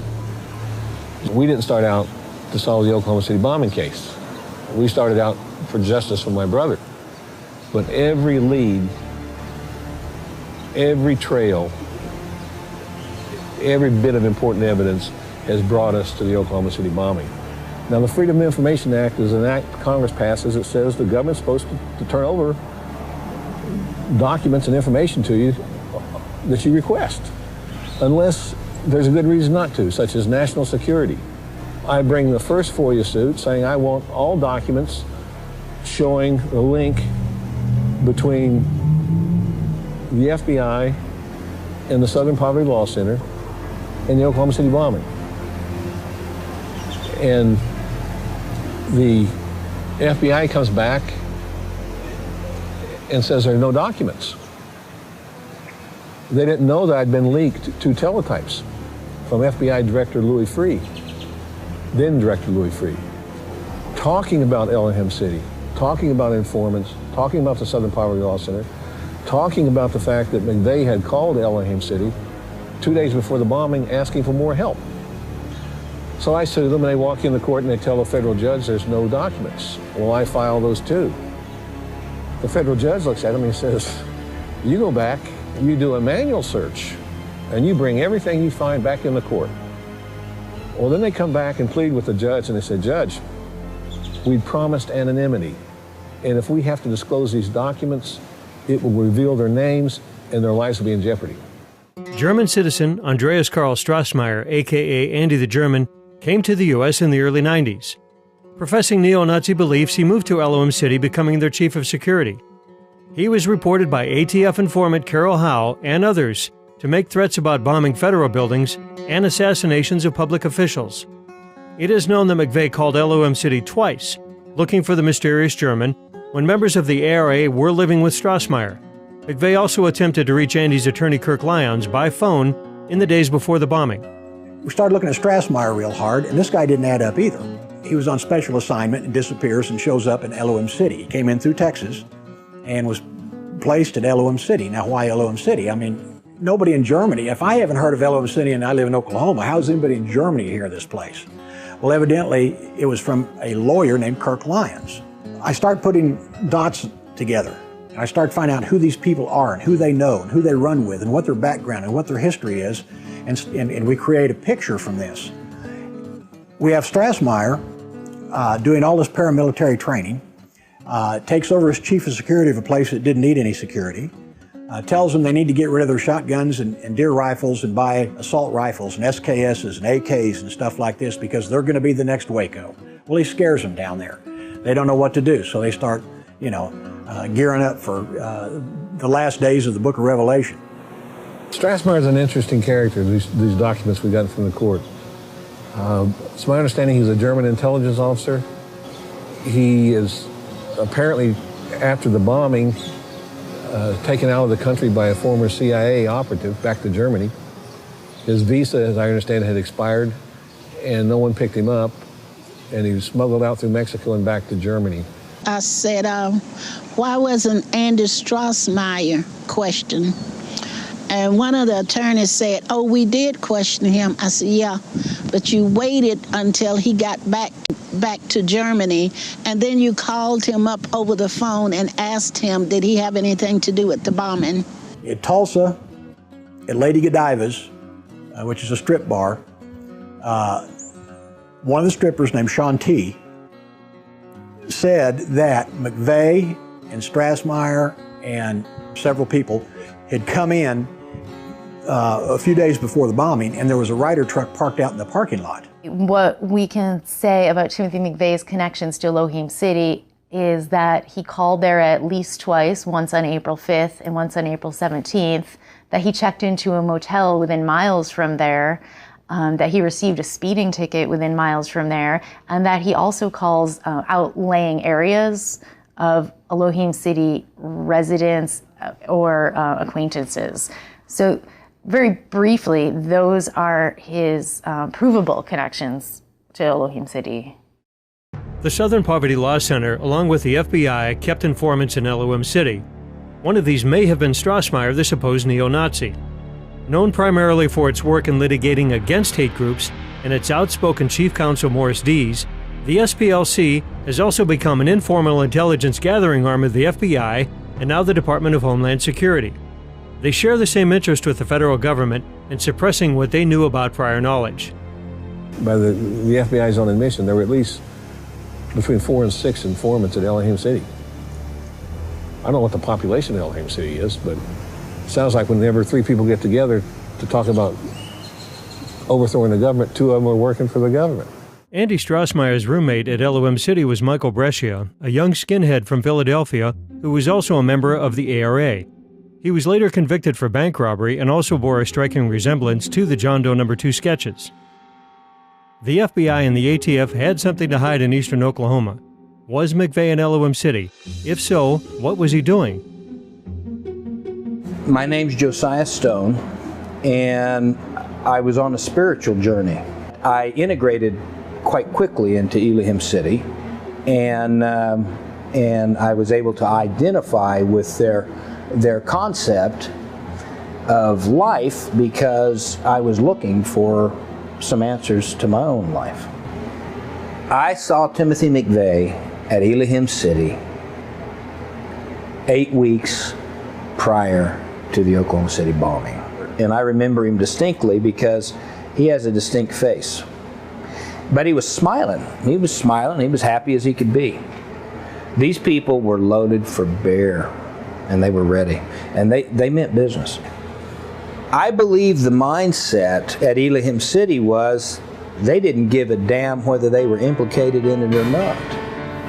What was interesting, and I think no one has paid any attention to it, is that the CIA was involved at Elohim City. Not only were they involved, but they had this spy satellites.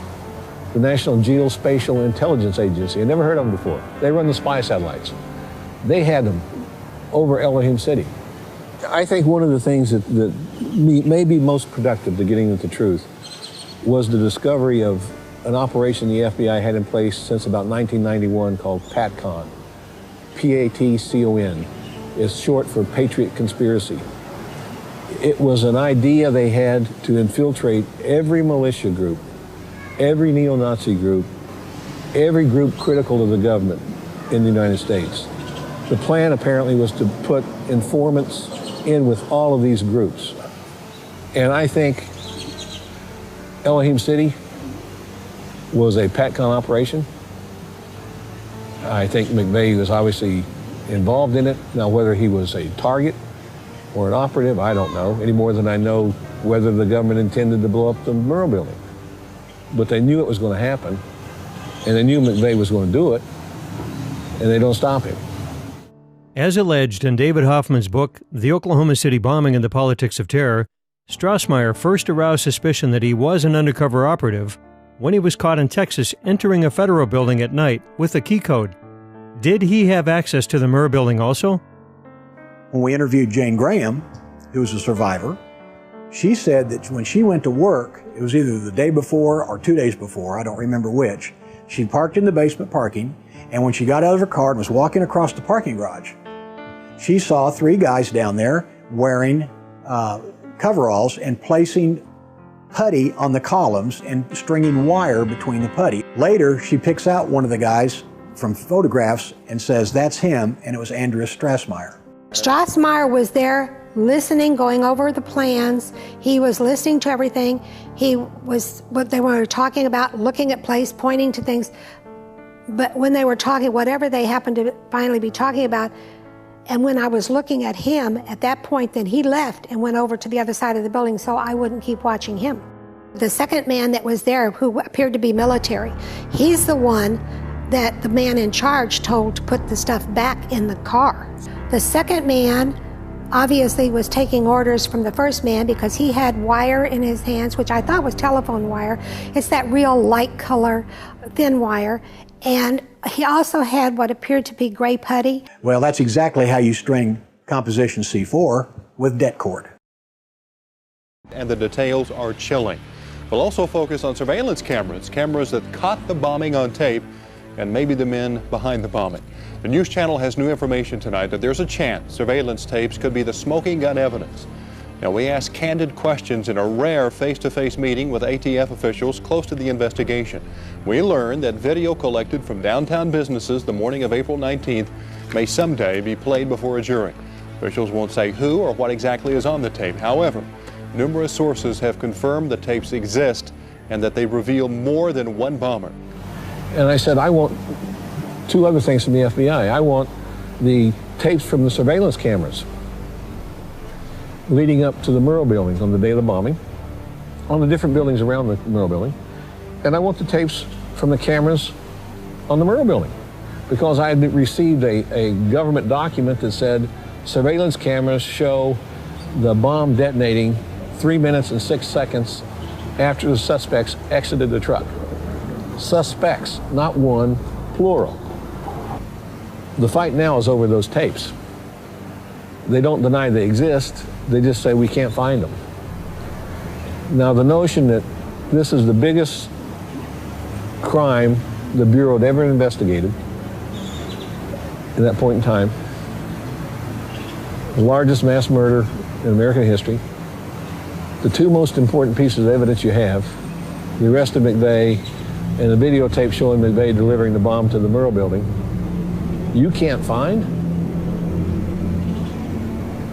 Incredible. The enhanced photo shows a very distinct possibility of a man standing behind that truck. And the time sequence camera took additional photographs. So will those additional photographs show there was a man there? Will they show that he was alone? Will it show it was the suspect, Tim McVeigh? The additional photographs in the trial should help point that out. I think one of the things that stands out to me is the fact that during that first morning while we were being held at bay from doing any recovery work, there were FBI agents, or at least men in FBI raid jackets, dismantling the video cameras off the side of the building. I'm Charlie Rose. I'm with Legend Video Transfer, and the FBI had employed me to duplicate a number of videos for them shortly after the Murrah bombing. I was asked to duplicate approximately 400 tapes for the FBI.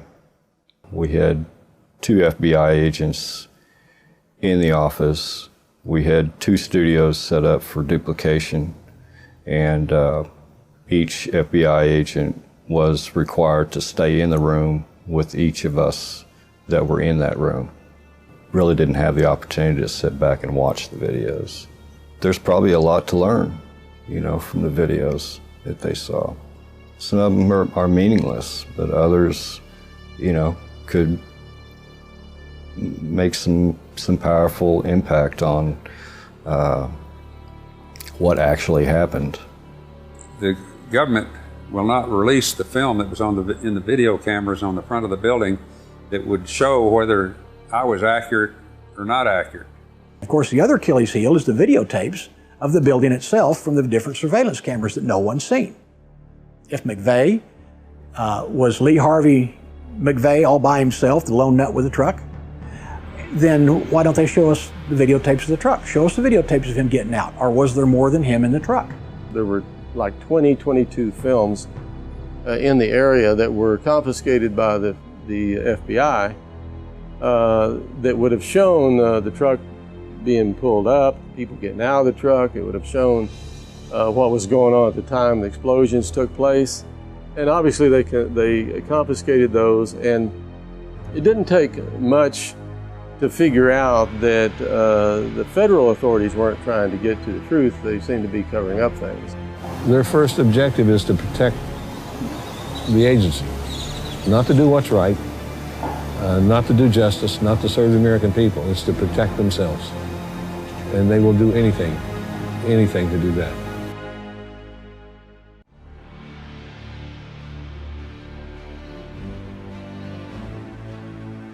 Tim McVeigh was honorably discharged from the Army 3 years before the bombing, leaving behind an exemplary service record. After a brief but intense combat experience in the Persian Gulf War, McVeigh tried out for the Special Forces. He pronounced himself unable to continue just a few days into the testing and returned to his unit demoralized and, some say, a changed man.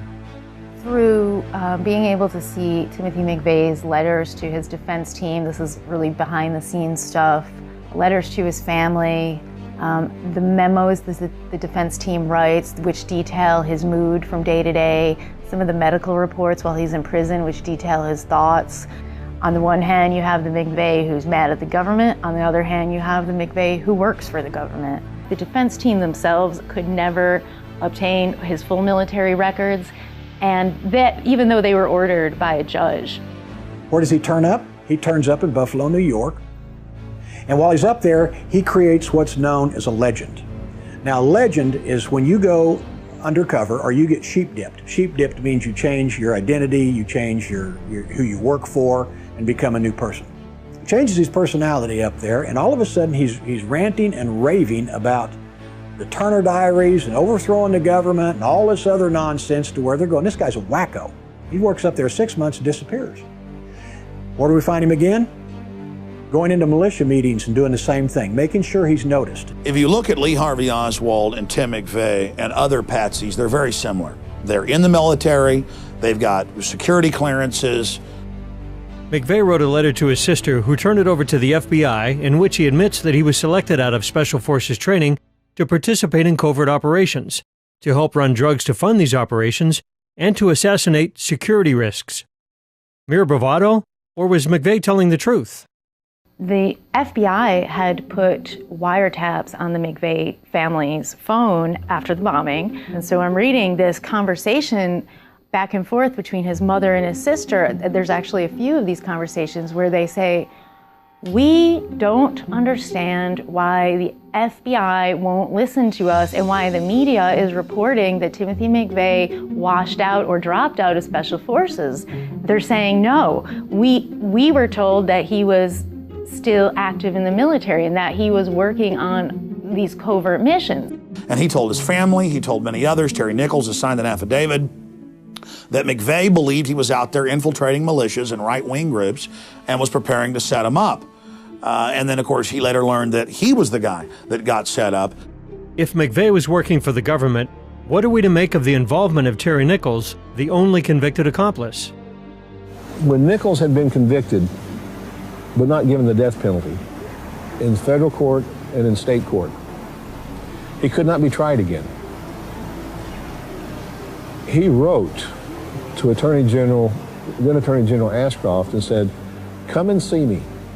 Come and see me and I'll tell you all about it." In his declaration, Nichols stated that crucial parts of this terrorist attack remain hidden from the American people, especially the identities of others unknown who collaborated with McVeigh in the bombing. McVeigh told Nichols that he had been recruited to perform undercover missions while in the U.S. Army. Always the good soldier, McVeigh revealed only one name in his chain of command, Larry Potts, Assistant Director of the FBI and the lead agent on the Ruby Ridge catastrophe in 1992, in which a U.S. Marshal and 14-year-old Sam Weaver and his mother Vicki Weaver were killed. Larry Potts later played an active role in the siege at Waco. McVeigh was angry at Potts for going off script and changing targets at the last minute. Another telling clue is on Tim McVeigh's death certificate. Despite being officially out of the military for 9 years and having held many different jobs since then, his listed occupation was U.S. Army. So why did Tim McVeigh take the fall for his accomplices? Perhaps the intervention of a known psychological warfare expert explains his silence till the end. The record clearly shows that Dr. Jolyon West consulted Timothy McVeigh's defense team. Dr. West had previously been a psychiatrist and consulted for Patty Hearst, Saran, and Jack Ruby. We know that Jolyon West was considered to be the #2 mind control expert in North America under only Dr. Ewing Cameron. Dr. West came under a lot of scrutiny during his time as chief of psychiatry at UCLA because he was proposing using prisoners, the general community, poor people, minorities as test subjects.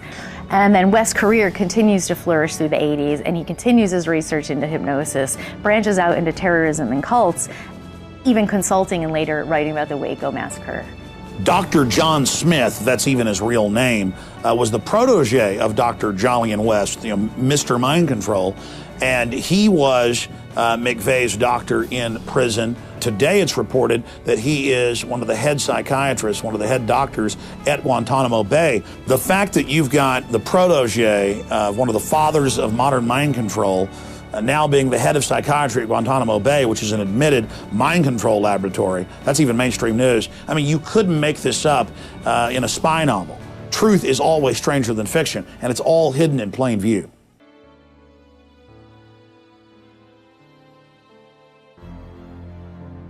Was the bombing the product of a sting gone out of control, with McVeigh taking the blame for a series of government failures? They kind of set up a sting operation, it appears to me, that went bad. They thought they would stop, the efforts of Strassmeyer, Millar, and others through Elohim City. I eventually talked to this Senate staffer, and he informed me that the Oklahoma City bombing was actually a sting operation that went wrong, and that the effort to cover it up was because they were not able to stop this sting operation. When it fell apart in that they weren't able to stop it right before it took place and proclaim to the public how great they were, so they could get new funding for the ATF, because the ATF had lost so much credibility due to the Randy Weaver situation. I don't know if anybody will ever know I know my brother was killed. I'm often asked why. I know my brother was killed for information he didn't have about the bombing. Why the people in the Murrah building were killed, as I said, I don't know if they intended it or it just got away from them. God, I hate to think that they did it on purpose. Perhaps it was a deliberate attack by a criminal element in this government, using the reins of power to execute and cover up their crime. In 2006, the American behavioral scientist published the whole journal on this concept that's being developed called a state crime against democracy, SCAD for short. There's a recognition, a growing recognition among academia that oftentimes people have not pursued culpability into elite crimes for the fear of being called a conspiracy theorist. When there is a state crime against the people, what generally happens is that inquiries into these crimes tend to be highly controlled, tightly framed, and totally reliant on agencies who stand to be embarrassed by investigations. It's now been declassified that the Gulf of Tonkin in 1964 to get the United States fully committed into the Vietnam War was a staged event, and those LBJ tapes have been released, where days before McNamara is telling him on the phone how they're going to stage the event to get the United States into the war and what he would need to say at those press conferences. In early 1995, the entire United States was politically awakening. The population was angry about Waco.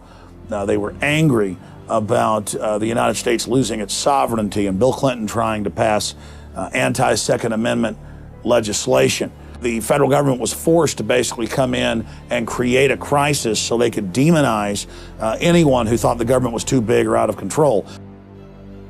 In 1994 and 1995, the Congress had tried unsuccessfully to pass their omnibus crime bill that expanded federal jurisdiction, that went after the Second Amendment, that was going to create all these new federal agencies to spy on the American people.